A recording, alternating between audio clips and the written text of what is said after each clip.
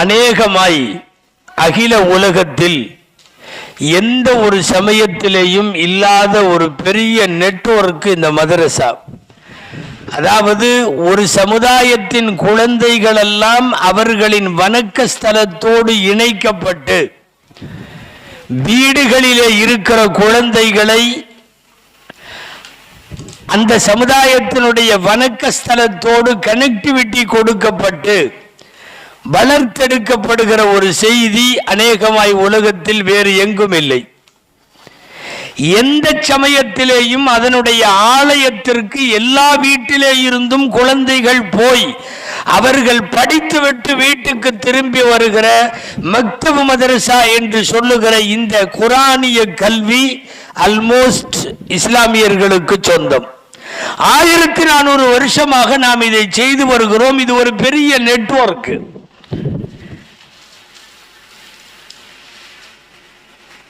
நம்மை உருவாக்கி வழிநடத்துகிற மார்க்க அறிஞர்கள் நீண்ட நெடுங்காலமாய் மிகுந்த முக்கியத்துவத்தை இந்த மதரசா கல்விக்கு கொடுத்தார்கள்.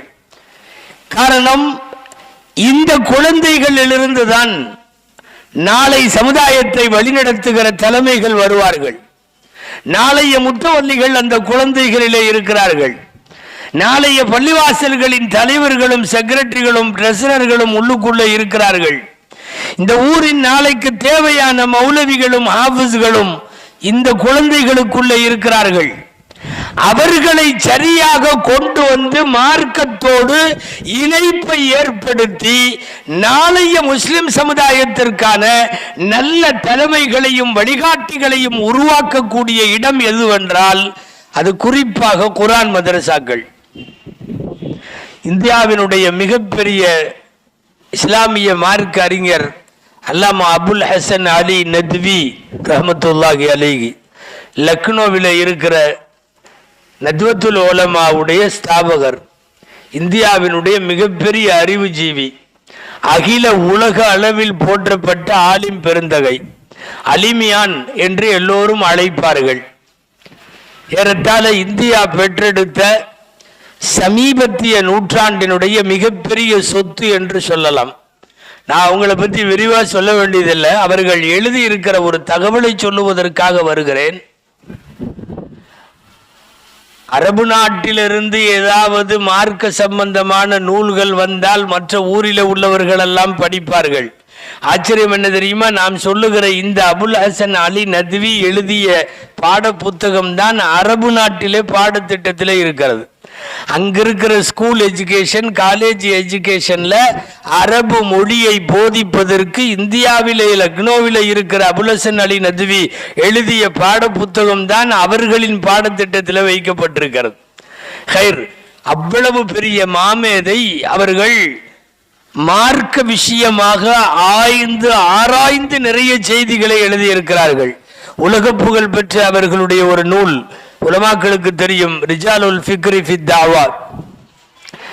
அந்த நூல்ல அவங்க எழுதுறாங்க, எந்த ஊரில் அல்லது எந்த மஹல்லாவில் எந்த பகுதியில் குழந்தைகள் பள்ளிவாசலிலே நடைபெறுகிற குர்ஆன் மதரசாவோடு இணைக்கப்படவில்லையோ, நீங்க கவனிக்கணும், அந்த ஊரில் வருங்காலத்தில் நிறைய அல்லாஹ் பாதுகாக்க வேண்டும் ரித்தத் என்கிற மதமாற்றங்கள் நடக்கும். இது ஒரு அபாயம், இது ஒரு அபாயகரமான எச்சரிக்கை.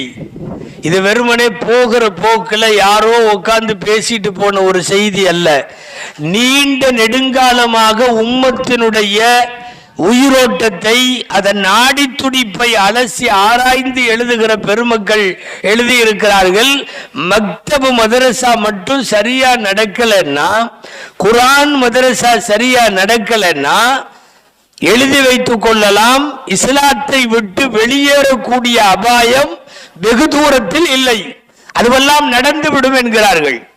அதனால் தான் மேம்படுத்தப்பட வேண்டிய முக்கியமான செய்தி, நீங்க பெரிய அரபி கல்லூரி நடத்தலாம், நீங்க பெரிய பெண்கள் கல்லூரி நடத்தலாம், பெரிய பள்ளிவாசல் நடத்தலாம், பெரிய பைத்துல் மால் நடத்தலாம், பெரிய பொது நல அமைப்புகள் நடத்தலாம். இது எல்லாத்தை விடவும் தலையானதும் முக்கியமானதும் கடமையானதும் கட்டாயமானதும் எதுன்னா குழந்தைகளுக்காக நடத்தப்படுகிற கல்வி கூடம். அது சரியா நடக்கணும். எங்கேயாவது குழந்தைகளுடைய கல்வி கூடம் சரியா இல்லைன்னா அந்த ஊரில் இருக்கக்கூடிய மார்க்க அறிஞர்கள், நிர்வாகிகள், உமராக்கள், சமூக அக்கறை உள்ளவங்க எல்லாமே தோத்துட்டாங்கன்னு அர்த்தம், எல்லாம் ஃபெயிலியர்னு அர்த்தம். எனவே குழந்தைகளினுடைய மார்க்க அறிவை மேம்படுத்துவதற்கு என்னவெல்லாம் தேவையோ அதையெல்லாம் செய்ய வேண்டும். உங்களுக்கு நீண்ட வரலாறுகள் சொல்ல வேண்டிய அவசியம் இல்லை. எம்பெருமானார் முஹம்மது ரசூலுல்லாஹ் ஸல்லல்லாஹு அலைஹி வஸல்லம் அவர்கள் முதலாய் இந்த மார்க்கத்தை, அதனுடைய பிரச்சாரத்தை, ஏகத்துவத்தை உலகத்திற்கு எடுத்து சொல்லும் இடத்தில் அவர்கள் முதலில் துவங்கியது எது தெரியுமா? குர்ஆனை கற்பிக்கிற மதரசாக்கள் தான். பள்ளிவாசல் கூட ஃபர்ஸ்ட் வரல, ஆனா மதரசா வந்து விட்டது. உங்களுக்கு தெரியும், மக்காவில் 13 வருஷம் இருந்தாங்க, பள்ளிவாசல்லாம் கிடையாது, பள்ளிவாசல் உருவாகவில்லை, ஆனால் மதரசா உருவாகி விட்டது. ஒரு சபை, சஹாபாக்கள், நபித்தோழர்கள் எல்லாம் இருக்கிற சபை, கவலையோடு பேசினார்கள் பெருமானார் ஸல்லல்லாஹு அலைஹி வஸல்லம். அதாவது குர்ஆனுடைய வசனங்களை நாம் படிக்கவும், கேட்கவும், பிறருக்கு சொல்லித்தரவும், மனப்பாடம் செய்யவும் நமக்குன்னு ஒரு இடம் இல்லை. இந்த ஊரில் இருக்கக்கூடிய காஃபிர்கள் எல்லாம் தாருன் நதுவான்னு சொல்லி அவங்களுக்கு ஒரு இடம் இருக்குது, ஒரு சங்கம் இருக்குது, ஒரு கட்டடம் இருக்குது, அங்கே கூடி அமர்ந்து பேசுகிறார்கள்.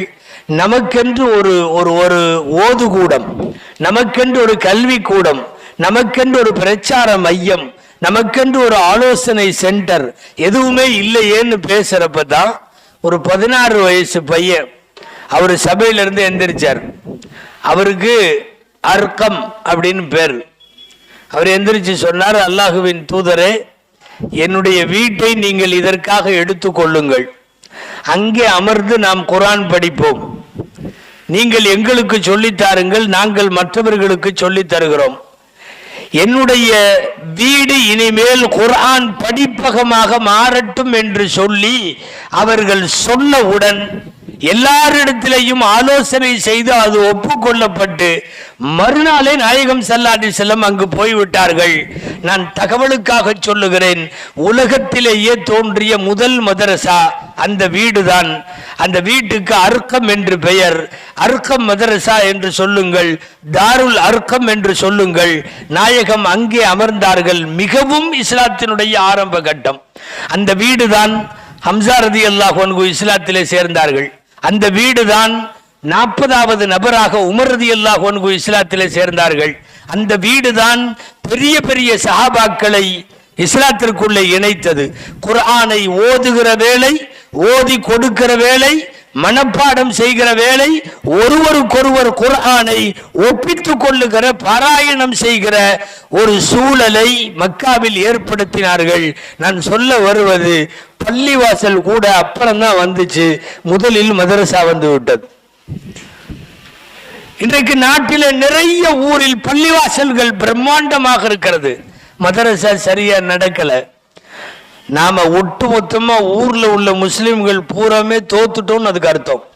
சரியா மதரசா நடக்கலன்னா நான் சொல்றதுனால வருத்தப்பட வேண்டாம். உயிர் நாடி மதரசாக்கள். நபி ஸல்லல்லாஹு அலைஹி வஸல்லம் மதீனா போக வேண்டும், அடுத்து மதீனாவுக்கு போகணும், மதீனாவை அதற்கு தயார் செய்ய வேண்டும், மதீனாவை இஸ்லாத்தை ஏற்கும் வண்ணம் அதை தயார் செய்வதற்கு ஏதாவது வழி வேண்டும். என்ன செய்தார்கள் தெரியுமா? ஒரு தோழரை அனுப்பி வைத்து, முஸஅப் இப்னு உமைர் ரலியல்லாஹு அன்ஹு என்றவர்களுக்கு பெயர், நீங்க போங்க, வீதி வீதியா குர்ஆனை படிச்சு காட்டுங்க, முச்சந்தியில எல்லாம் உட்கார்ந்து ஓதி காட்டுங்க, குர்ஆனை அவர்களுக்கு சொல்லித்தாருங்கள். அதே போல அவர் போனார், சபைகளில் ஓதினார், சந்து பொந்துகளில் ஓதினார், முச்சந்திகளில் ஓதினார், அஸத் இப்னு ஸுராரா போன்றவர்களின் வீட்டிலே கூட்டி ஓதினார், எல்லாருக்கும் ஓதி கொடுத்தார். விளைவு என்ன தெரியுமா? உங்களுக்கு வரலாறு தெரியும். ஹிஜ்ரத் செய்து நபிகள் நாயகம் ஸல்லல்லாஹு அலைஹி வஸல்லம் மதீனாவிலே உள்ளே நுழைகிற போது ஒரு பெருங்கூட்டம் வரவேற்க காத்திருந்ததல்லவா? அத்தனை பேரும் குர்ஆனை செவி ஏற்று இஸ்லாத்தில் இணைந்தவர்கள், குர்ஆனை கேட்ட மாத்திரத்தில் இஸ்லாத்தில் இணைந்தவர்கள். அப்படி இணைந்த ஒரு பெருங்கூட்டம் தான் நபிகள் நாயகம் வருகிற போது வரவேற்க நிற்கிறது. நமக்கு சந்தேகம் வரலாம், நாயகமே இன்னும் போகவில்லை, பின் எப்படி இஸ்லாம் போனது? நாயகமே இன்னும் அந்த ஊருக்கு போகவில்லை, எப்படி எல்லாரும் முஸ்லிம் ஆனார்கள்? ஒன்னே ஒண்ணுதான், குர்ஆன். குர்ஆன் ஓதப்படுகிற இடத்தில், கற்றுக் கொடுக்கப்படுகிற இடத்தில் மகத்தான மாற்றங்களை அல்லாஹ் கொண்டு வருவான். அதனால் தான் ஒரு ஊர் மதரசா இல்லாமல் இருக்கக்கூடாது, குழந்தைகள் மதரசா இல்லாமல். ஒரு மஹல்லா குழந்தைகள் மதரசா இல்லாமல் இருக்கக்கூடாது. அதற்காகத்தான் மிக அதிகமாக சமீப காலங்களில் இந்த முயற்சிகள் எல்லாம் முன்னெடுக்கப்படுகிறது. ஏன் ஸல்லல்லாஹு அலைஹி வஸல்லம் மதீனாவிலே போய் அவர்கள் 10 ஆண்டு காலம் மதீனாவிலே இருக்கிறார்கள். பள்ளிவாசலோடு சேர்த்து அவர்கள் கொண்டு வந்தது திண்ணை மதரசா.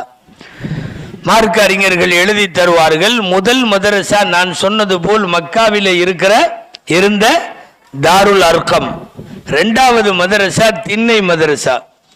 மஸ்ஜிது நபவியோடு திண்ணை. அது ஒரு செய்தி இந்த உலகத்திற்கு சொல்லுகிறது. என்ன தெரியுமா? நீ எங்கு பள்ளிவாசல் கட்டினாலும் அட்டாச்சாக மதரசா இருக்க வேண்டும்.